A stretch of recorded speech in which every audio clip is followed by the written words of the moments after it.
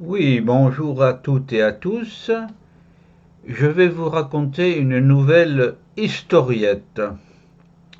Celle-ci s'intitule La cascade du temple. Comme toutes les historiettes que je vous ai racontées, c'est une histoire vraie.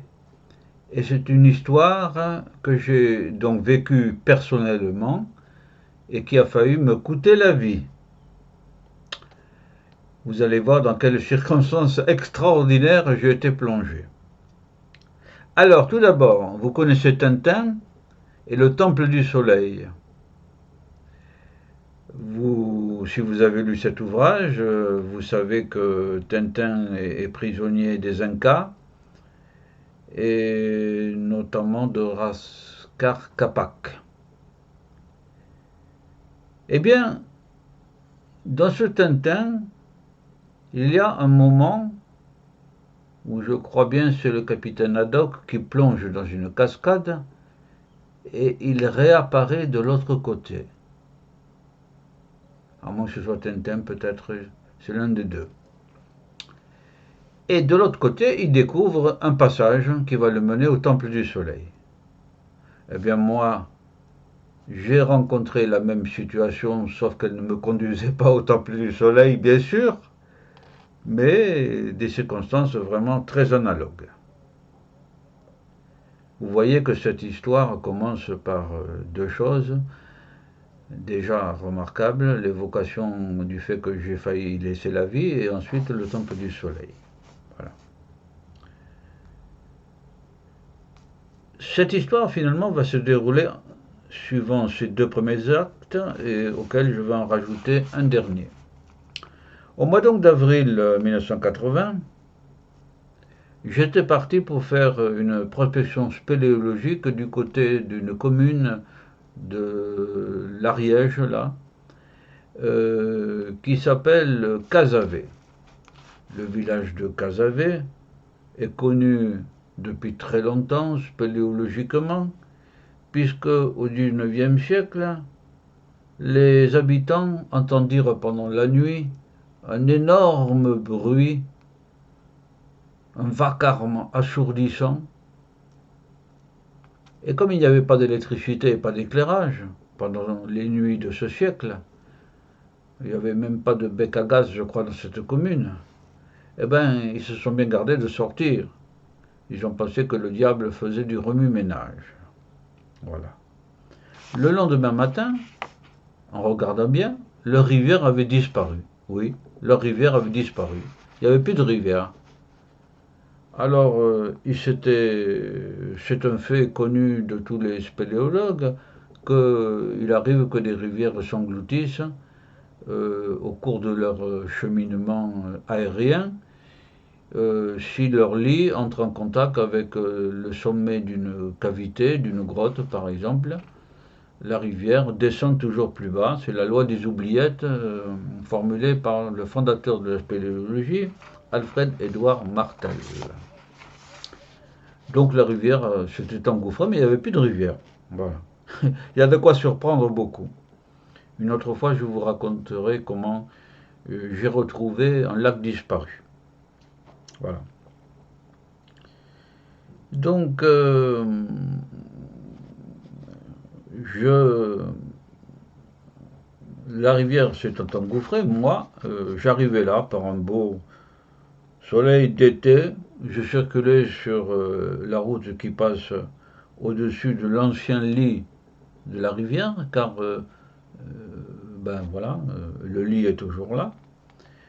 J'arrivais au village, je contournais la vieille église, et sur la droite, je pris une route qui arrive rapidement à son terme et à laquelle succède un chemin piétonnier. Je remontais celui-ci le long d'un autre cours d'eau, là, un cours d'eau latéral à l'ancienne rivière, vers les hauteurs de la montagne. J'étais muni d'un sac à dos dans lequel il y avait une corde, il y avait un éclairage, Et au bout d'une demi-heure à peu près de marche, le cours d'eau s'écoulait tout à coup en cascade. Il descendait donc des espèces de très hautes marches, de plusieurs mètres de haut, et l'une d'elles attira mon attention. C'était une cascade de l'ordre d'une dizaine de mètres de haut, et le cours d'eau faisait une nappe assez uniforme en tombant. J'ai tout à coup une réminiscence de Tintin et du Temple du Soleil. Et je vous rappelle, oui, je crois bien que c'est le capitaine Haddock qui a essayé de voir de peu plus près, quoi, cette cascade, et qui est passé de l'autre côté. Moi, j'étais tout seul, Tintin n'était pas à mes côtés, donc le capitaine Haddock disparaît, lui, complètement dans la cascade. Tintin ne voit plus rien, mais il a surpris de l'entendre quelque part, de l'autre côté. Le capitaine Haddock avait finalement et accidentellement débouché de l'autre côté de la cascade dans un passage libre. Je n'osais pas espérer pareil bonheur, personnellement. Ça aurait été bien extraordinaire. Mais toutefois, j'ai quitté le chemin, je suis descendu dans le ruisseau et j'approchais de la cascade. À ma très grande surprise, mon bâton, en passant à travers l'eau, ne rencontra que le vide. Que le vide. Vous vous rendez compte? C'est extraordinaire, ça. Je décidai alors de franchir la cascade. Puisque mon bâton l'avait franchi, moi aussi, je pouvais. Ce que je fis quand même prudemment, car je ne savais pas ce qu'il y avait derrière, tout simplement. Peut-être allais-je me heurter rapidement à une muraille ou un trou. Cette prudence, cette lenteur fut cause que je me trempais beaucoup, car ça coulait. À cette époque-là, il pleuvait et les cascades coulaient. Mais tout à coup, je me retrouvais derrière la cascade. Ah, extraordinaire. Tout comme le capitaine Haddock. C'est la seule fois où ça m'est arrivé de ma vie. Le plus beau était à l'extérieur, bien sûr, car en regardant, quand je tournais la tête, la lumière du jour passait à travers l'eau, comme à travers un vitrail. Oui. Mais un vitrail toujours en mouvement perpétuel, animé des éclaboussures de l'eau, qui se transformait en éclats de lumière. Le spectacle était féerique. Féerique. Je restais là une bonne minute à contempler ça. J'avais ainsi obtenu là une grande satisfaction, suffisante à meubler ma journée. Toutefois, celle-ci, cette journée, était loin d'être finie, comme j'allais le découvrir. Puisque c'était le matin que j'arrivais, je refranchis la cascade en me remouillant à nouveau, et je pus m'ébrouer aux rayons du soleil. Je ne savais pas, à ce moment, que par le pur hasard, cette journée aurait pu tristement s'achever moins de 2 heures après. Oui. Vous allez comprendre. Je résolus de quitter le chemin, de traverser le ruisseau et de remonter la rue de montée de la forêt vers un point qui était indiqué sur ma carte de l'Institut géographique national comme une pierre percée. Voilà, j'avais trouvé comme but d'aller vers une pierre percée verticalement. Lentement, mais sûrement, entre les hauts fûts clairs des hêtres, je gravis cette pente, au milieu des fougères et des framboisiers. Au bout d'une demi-heure, il devait être, ou peut-être plus, vers midi à peu près, lorsque j'attaquai un dernier raidillon, celui-ci me permit d'arriver au monde civilisé, car à travers cette forêt, c'est pas la civilisation, hein. Mais là, j'arrivais sur une route forestière caillouteuse. Donc c'était bien extraordinaire là aussi, mais le plus extraordinaire est à venir, immédiatement d'ailleurs, Pascal. Je m'y reposai un instant, puis allant sur la gauche, je m'aperçus... Non, excusez-moi, je suis allé sur la droite, d'abord, oui, et je m'aperçus que la route se terminait, là. Bon. C'est après que je suis allé sur la gauche, et j'ai vu, à quelques mètres de moi, là, une boîte adossée à la muraille, rocheuse, et un cordon qui filait et qui allait sur la gauche, qui contournait un virage. Bon, j'étais jeune, je ne m'y attardais pas. En fait, j'étais inconscient, complètement inconscient à cette époque. J'étais dans Tintin, et puis voilà. De l'autre côté du virage, j'eus la surprise de voir un petit groupe d'hommes. À vrai dire, c'était plutôt eux qui étaient surpris. Grandement surpris.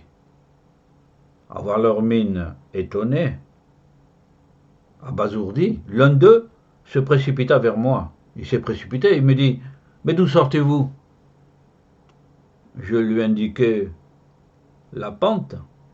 Alors il me répondit « Eh bien, vous êtes verni.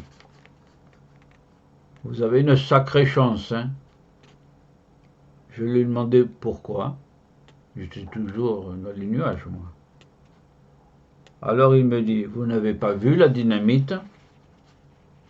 Sur ma négative, il m'entraîna de l'autre côté, en amont, et me montre la boîte que j'avais vue au passage. Et, regardant la pente, c'est par là que vous êtes passé, que vous êtes monté? Eh bien, vraiment, vous avez eu de la chance, hein, parce qu'on s'apprêtait à la faire exploser. Et nous nous sommes arrêtés tout simplement parce qu'il était midi et qu'il fallait manger, c'est tout.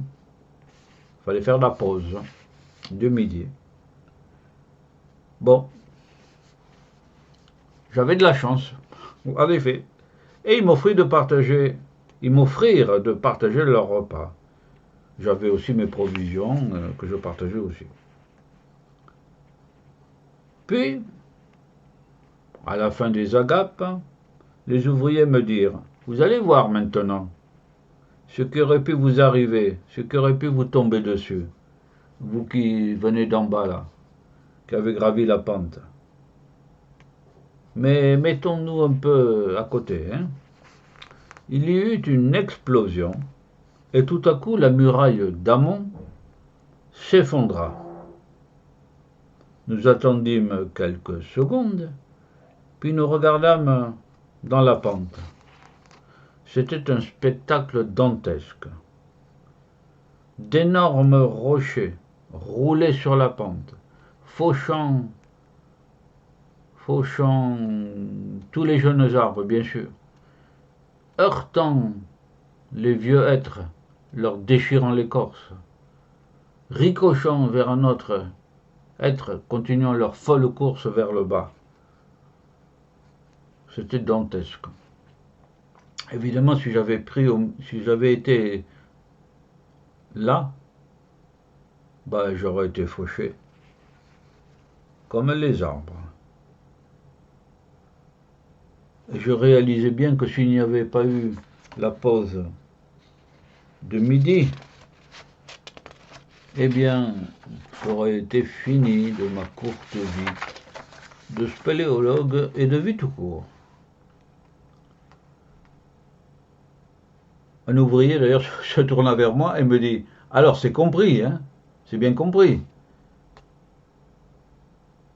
J'acquiesçais, oui, en effet. Puis, ils reprirent leur travail, je les remerciai et m'en allai. Cette journée mémorable entre toutes me laissa un dernier petit souvenir agréable, c'est le troisième acte, agréable, lui. Vers les 4h30, continuant à monter la pente au-dessus de la route, j'arrive plus haut, à l'endroit de la roche percée. Il s'agissait en effet, en pleine forêt et en plein surplomb, d'une roche crevée d'un trou de 2 mètres de haut, comme si l'on avait coupé une tranche de galerie.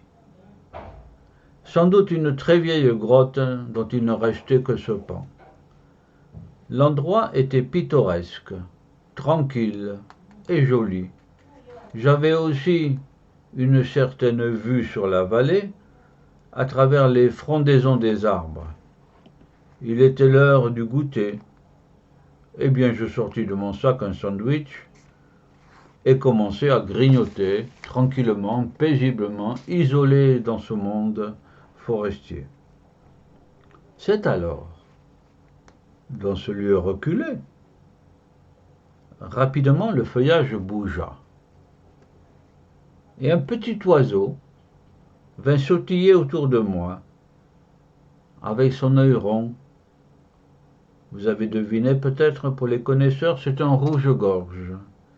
Il me regardait de son œil arrondi, en ornant le paysage de son orangé flamboyant et gentil. Je lui donnai un morceau de pain et un biscuit. Ce fut pour lui une petite fête. J'étais une aubaine pour ce petit oiseau aussi, et lui aussi était une aubaine pour moi. Une manière, avec ce rouge-gorge, de bien finir cette journée, qui aurait pu être la dernière, et vous n'en aurez rien su, bien sûr. Voilà donc cette histoire à 3 actes. Un, extraordinaire, la cascade de Tintin. 2, la dynamite. 3, le petit oiseau, discret, mutin, fragile et aimable et très joli. Voilà.